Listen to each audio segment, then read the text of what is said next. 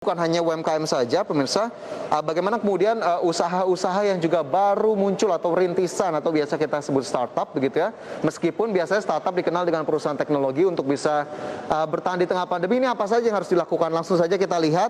Yang pertama adalah susun taktik pemasaran digital. Kemudian yang kedua adalah manfaatkan layanan pesan antar.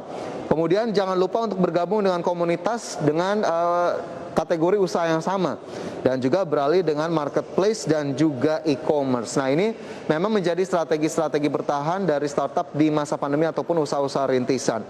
Nah, kemudian bagaimana UMKM Go Digital tadi bisa menjadi jawaban atas bertahan di tengah pandemi? Ini karena ketika UMKM Go Digital ini bisa sekaligus mengerek kinerja startup ataupun e-commerce, dan ini akhirnya terjadi simbiosis mutualisme antara kedua pihak tadi. Kemudian juga UMKM yang kita tahu sebagai subjek, ini e-commerce juga sebagai objek, akhirnya tadi simbiosis mutualismenya bisa terlaksana.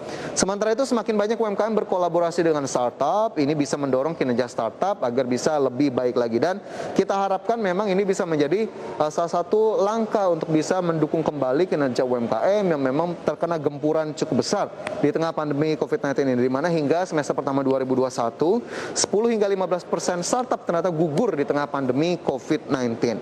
Kemudian bagaimana cara lainnya agar startup bisa bertahan di tengah pandemi? Pemirsa, tentunya ada berbagai cara yang harus dilakukan, tapi memang akhirnya ada beberapa tips juga yang ingin saya sampaikan. Ketika startup berkolaborasi dengan startup lain, menjadi daya tarik sendiri juga bagi pengguna ataupun konsumen. Kemudian pemerintah saat ini juga mendorong startup untuk menggandeng UMKM.